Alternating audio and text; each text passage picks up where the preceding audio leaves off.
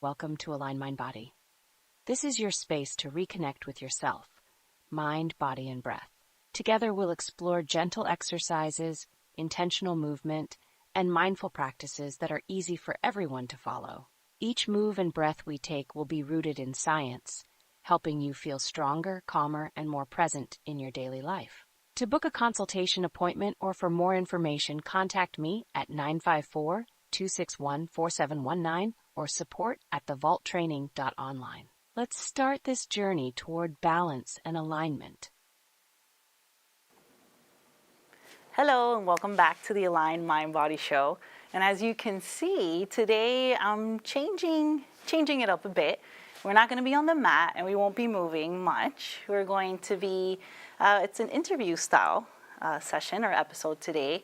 And I'm very lucky and honored to be joined here today by Renee Hope Cooper, who is a communications guru and is a speaker who has been doing this for 15 plus years and has helped a lot of people really come out of their shells, help to improve their communication skills, make an influence upon others, and present themselves in such a way where it's authentic and impactful. So I'm very excited for this interview. I got my questions down packed so I wouldn't forget them and I can make sure I can ask them because she's so full of information. And yeah, let's take a moment to just introduce yourself. And I'm happy to have you here. Thank you. It was a joy to meet you. Yes. And that, like, we had such a great conversation. It was like, wow, could this keep going? Exactly. Yeah. That's why I feel like it aligns so much. Even though we're not moving today, it's still going to align with the philosophy of just, you know, being influenced, having presence, you know, being present, Yes. and really coming out and shining through your true authentic self. So, yeah. Awesome. So, It's so nice to see you all. Thank you if for having me. like, I mean, introduce yourself a little bit. Tell me a little bit more about what your style is and what it is that you do, how you help people. A little intro, and then I have some questions down packed. But Oh, that's shoot awesome. however you want. Thank you. Just hit me with what you got today. Yeah, thank you, Nanette. So I'm Renee Cooper, and I'm a speaker, and I'm a life-changing speech coach, but I wasn't always. I kind of knew my journey when I was in high school. I knew then that I wanted to empower and educate and teach, but I just didn't know what it was going to look like, right? Right. Yeah.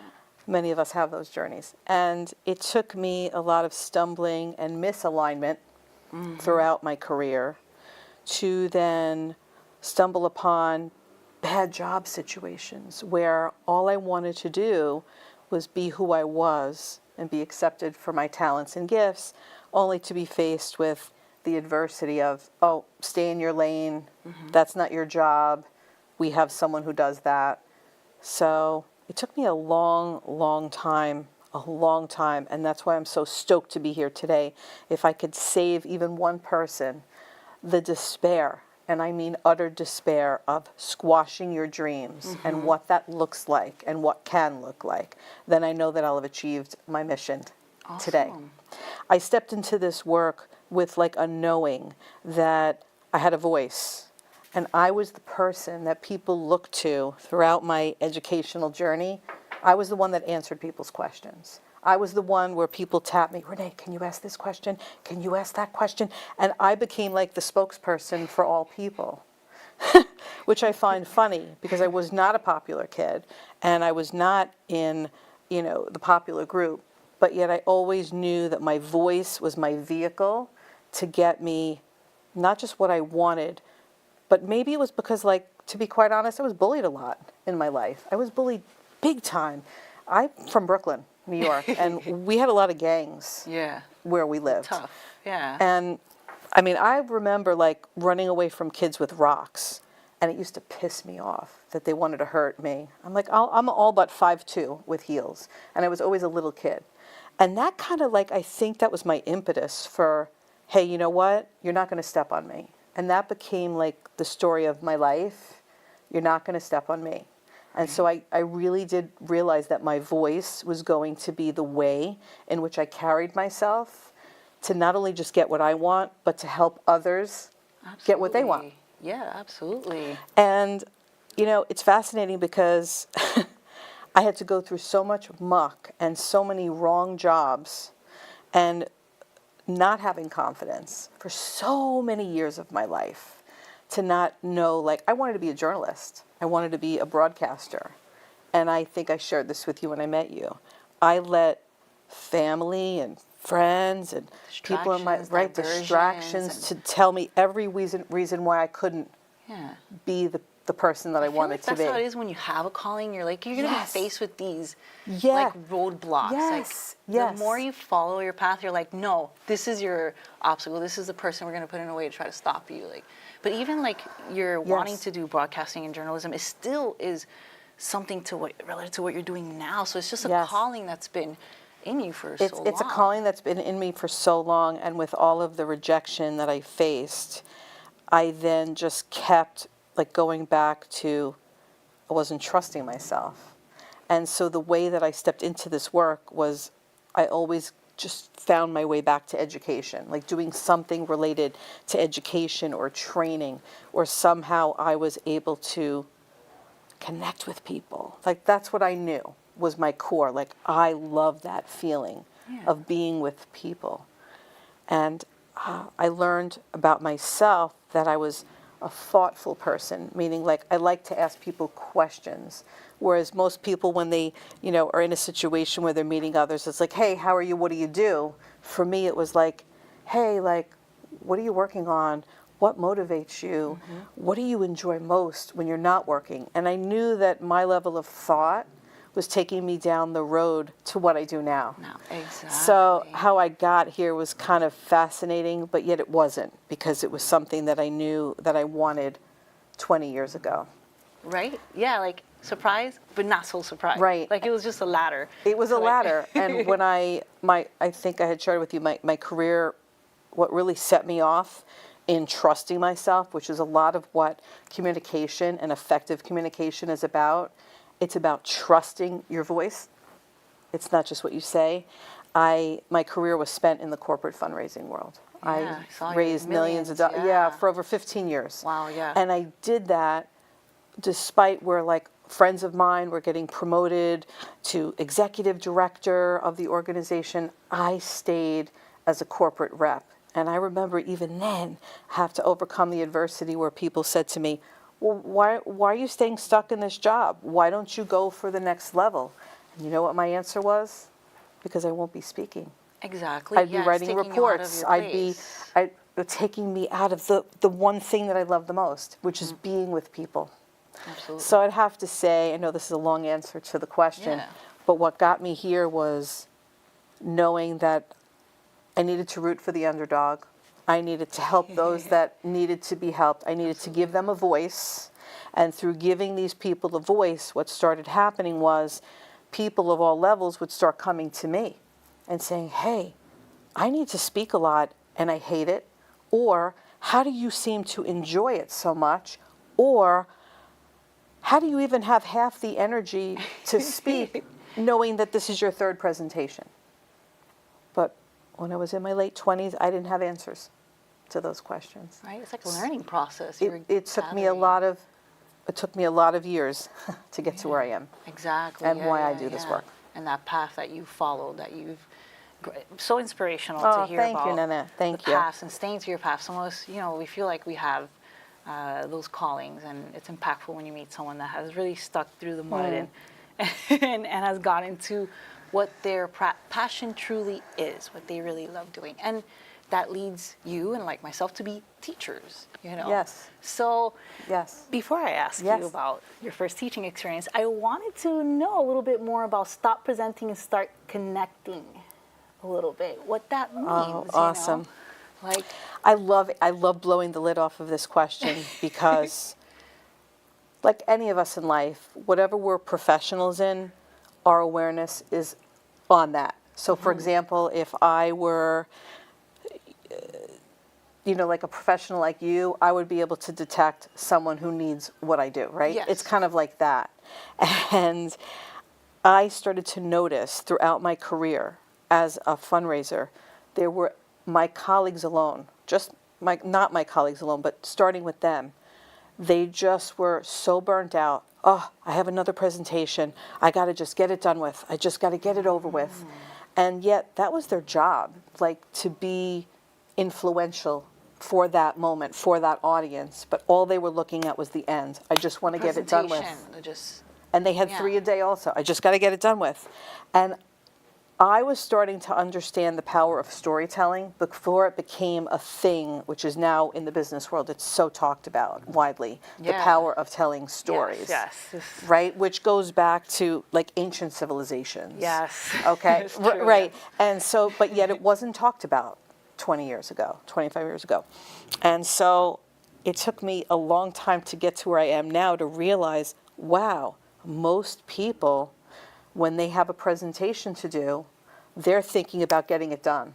So what are they lacking? They're lacking presence.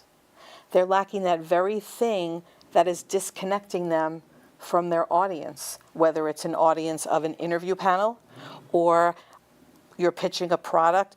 They're lacking that ability to be in the moment, to share what's in the moment, to get that energy exchange going. Absolutely. They're just thinking about, I have this practiced, I have this rehearsed, okay, I'm ready. Body here, awareness Mind is elsewhere. Exactly. Yeah, Right. Exactly. So that like started lighting me up. Like, wow, that's what people need help with.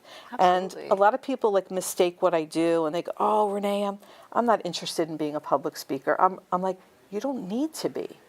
You don't need to be. No. But are you sharing a message?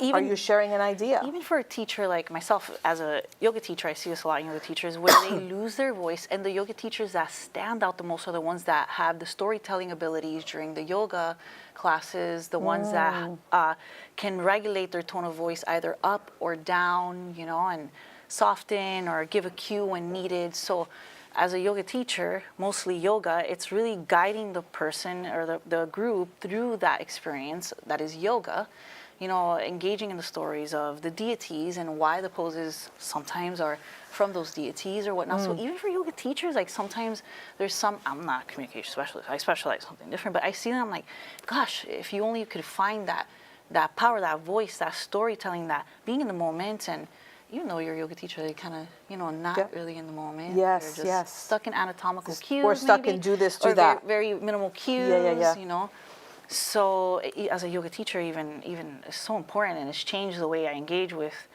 my fabulous. group, and Right. even the way they move and the way they breathe and how they can connect with me. Like we're moving at the same rhythm when. See, and that's beautiful. What you just said, I think, is so key, and what a lot of people are looking for, but they don't realize they're looking for it. What you just said, Nanette, guiding. You're guiding them through. And that's no different if I were to stand here and attempt to sell you this candle, these flowers, that phone. I want to take you down a journey. It's not just about the benefits and all of the research and the facts about why yoga is so great. It's like in that moment, it's like, I want you to feel what it feels like to release. And again, I don't know your work, but I want you to feel the muscles. I want you to feel yourself being in your body. Like that's asking people to be in the present moment, Absolutely. which most times we're not. And you said something so interesting about ancient times, how we used to gather for like storytelling. It's like, presenting, I can totally see it. If you can change the perspective and just, you're telling a story, it's within a group of people, and you're not presenting, you are, engaging with your audience, you're connecting, and you can turn it into a story, into an influential. Yes, because if we were to all think about, and many of us have blockages with this, and I get that, but if we were to think back to like our very first moment when someone influential in our life read us a story, whether it was in circle time in preschool or kindergarten with the teacher who said, okay, boys and girls, it's story time now, and the teacher sat there with that book, and when he or she opened that book and turned the page and actually learned to like not even say a word to you, and they said, boys and girls, please look at this picture, and the teacher would start to read and recognize that there's a period at the end of a sentence because the teacher's animated in telling the story. This is what people are not realizing. Absolutely. Even at high levels. Absolutely. I work with CEOs and executives that are ranting off their knowledge like it's as if it's a part of their muscle memory, which it is. Yes, practically, yes. It is. They know their message better than anyone else. But when they share with me, I don't think that audience got what I really wanted them to get. Right. Then it's like, aha, now we can start to see, if we take you back to those original stories that you were told, what showed up, what was different, what looked different.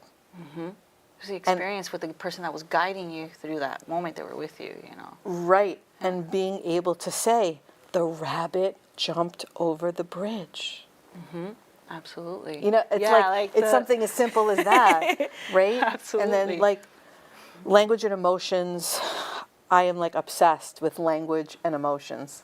It's true. Yeah, yeah. Language and emotions. Explain that a little bit more. Explain that to me. Yeah, so this is fascinating too.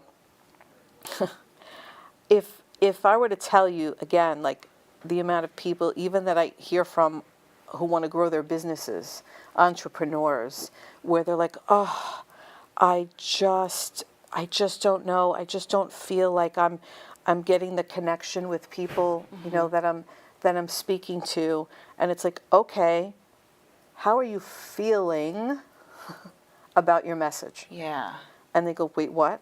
I go, okay, how do you feel about this message? And it's the first time they were asked that. About their own personal. Correct. So when we message. step into the work and we say, well, what is it, what feeling do you want your audience to feel after you read that thing that you rehearsed, that you wrote? Again, mind shift, Scripted. right? It's like, oh, I want them to feel empowered. Okay, so what does it take for you to feel empowered before you even say a word? Absolutely. It's absolutely true. You cannot empower your audience if you're not. It's in no that state different. It's no yourself. different. Like for all of us, we all get this from. And I'm not an expert in manifestation, and I'm not an expert in what's the science out there that's so. It's like it's a certain type of science, not physics, but not metaphysics. I don't know the name of it. It'll come to Yeah, me where after. they talk more about manifesting. Yeah, and but stuff there's like a that. science Yeah. about that.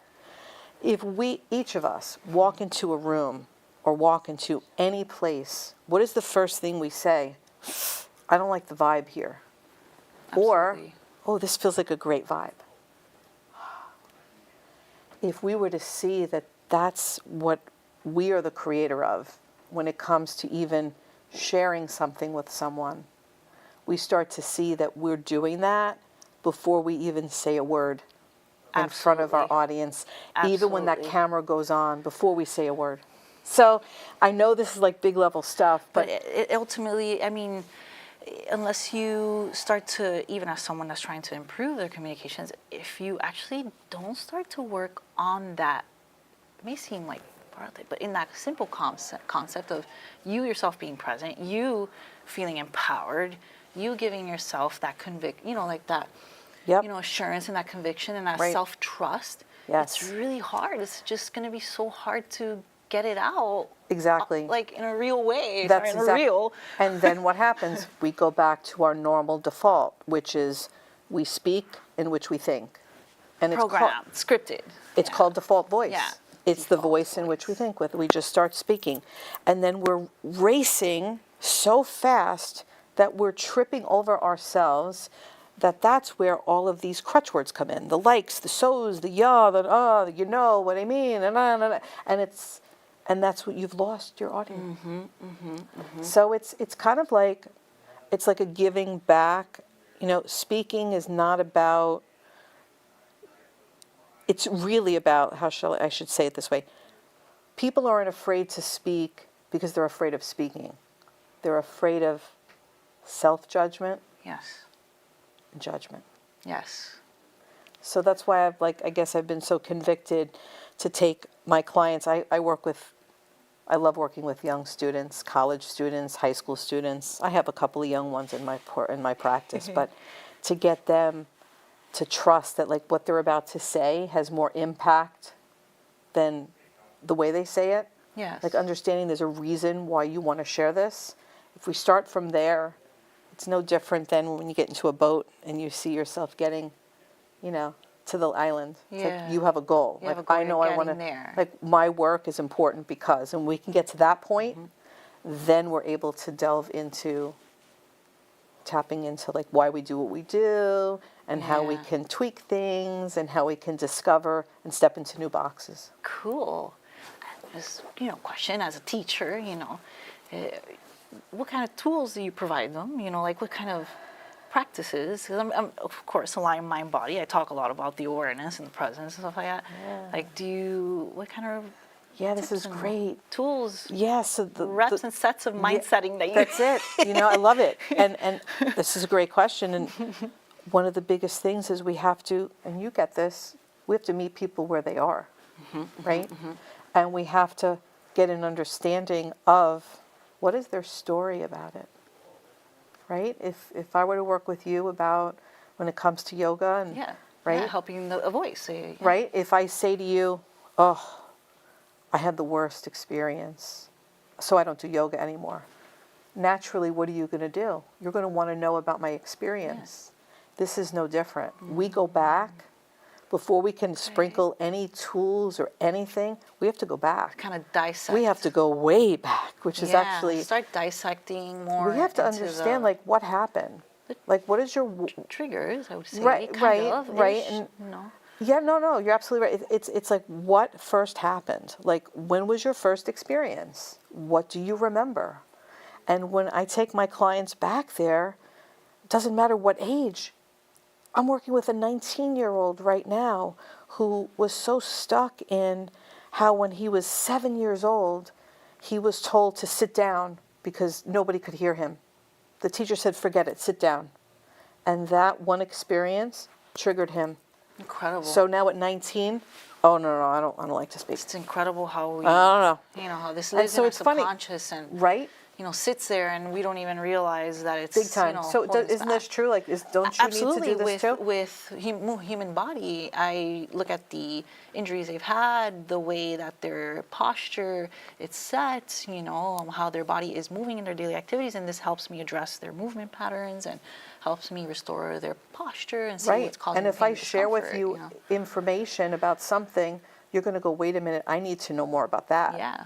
Because that makes sense now. Exactly. It's no different. So what I call it, it's like we have to discover what is your why about why you feel speaking is hard. So you or take them to why the root cause, Have which to. is ultimately a healing process in its It's a healing process, but I also am always transparent in the fact that, like, I have it on my collaterals. I'm not a therapist, and if there's a point where I have someone comes to me and I see that there's stuff, I will suggest it because this road is about self-empowerment. It's revealing. It's very revealing. Yeah, revealing. It's revealing. So but ultimately, us getting to our ultimate goal, we have to have these types of revelations of what is holding us back, and from reaching our I'm ultimate working with a potential. client right now who is a very influential, electrician in Broward County, and he's also a professional super skater. I've never even heard of what this is. Cool. This is called like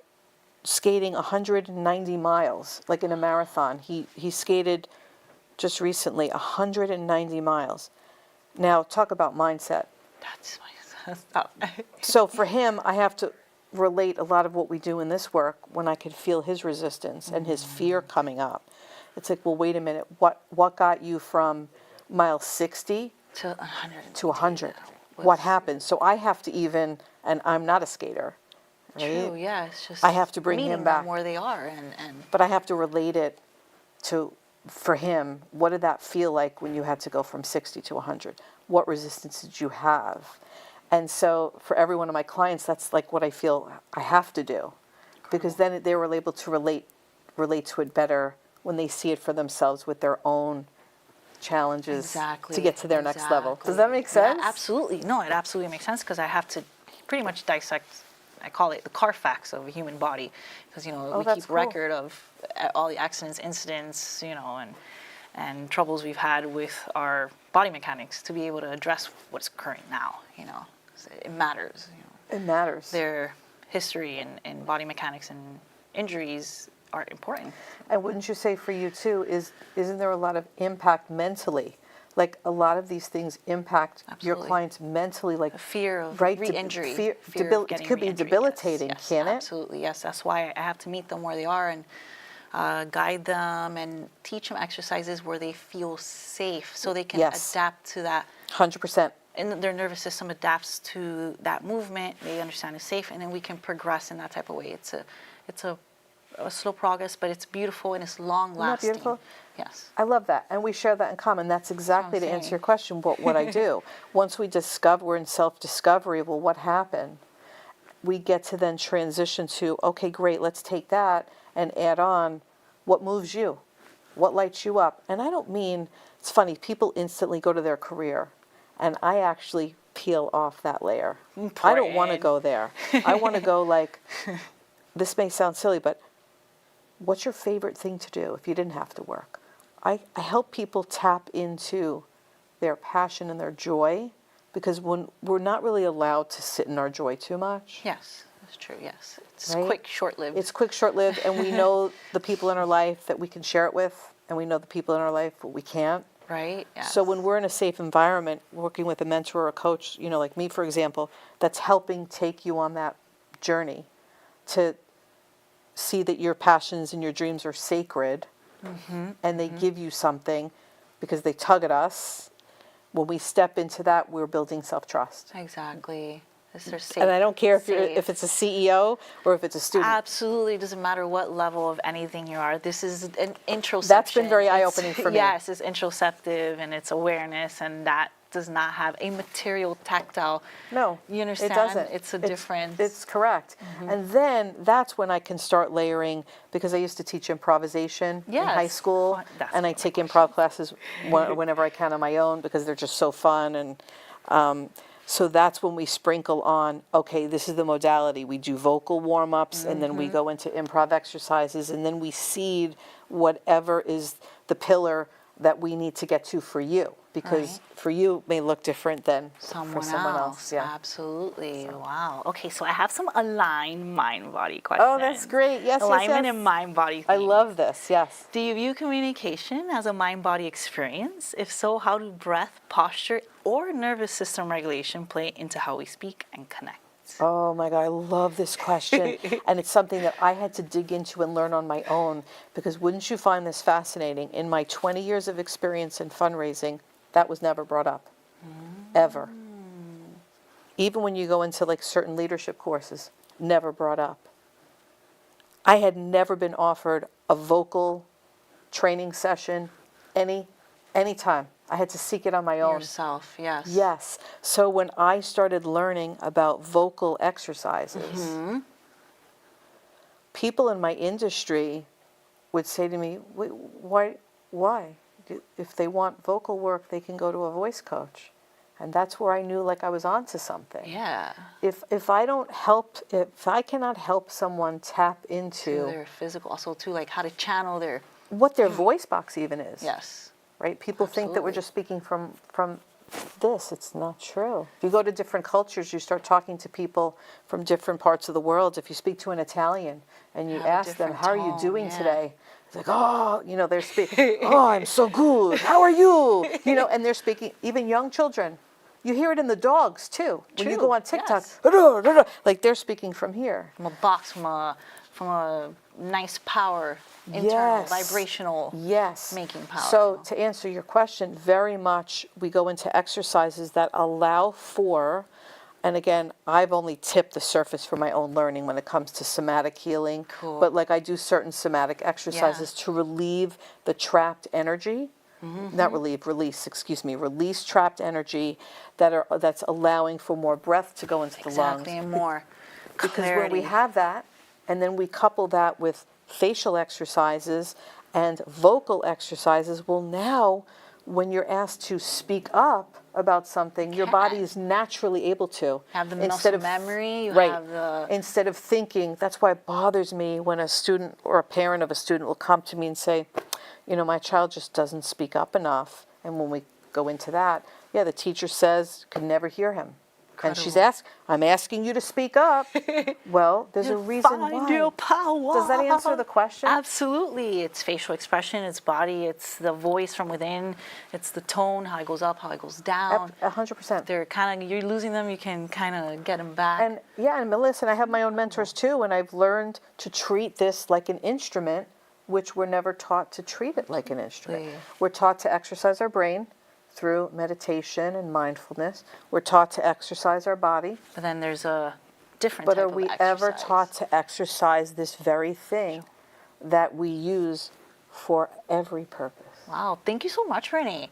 How can people reach out to you? Really quick, your phone number, your thank quick you. website. Yes, We're going to yes. put all the information on there is on the description, so make Yes. sure to check the description. It's going to have all her links so you can reach out to her. Yes, But tell yes. them really quickly. So how you can get yes, them. so please feel free to reach out to me if you have a question or just have something that you're curious about, or if you're looking for more support at stepintoyourvoice.com. And for those of you that would like to take it another level and learn more, I would love to have you join my community of like-minded people. And I just had my web designer update it, but it's reneecooper.com. And there you can just enter your name and download a packet and free tips that you are not going to find on Google to help you starting today. It's helpful for everyone. And even you teachers that you see me, you watch me sometimes, my instructors, if you need any assistance in Thank you. finding your voice and kind of, taking it up a notch in your training game, this matters too. So thank you for yes. joining the Align Mind Body Show. I hope you liked this little shift today. I thought it was so important. This is so helpful. This was wonderful. Thank you for having me. And yeah, I'll see you guys for the next one. Thank you for joining. Thank you for joining. Thank you. Thank you for joining Align Mind Body today. I hope you're feeling a little more connected, centered, and aware of how your body moves and breathes. Remember, it's not about perfection. It's about progress and mindfulness in each moment. To book a consultation, appointment, or for more information, contact me at 954-261-4719 or support@thevaulttraining.online. Be kind to yourself, stay intentional, and I'll see you next time as we continue this journey toward alignment and wellness.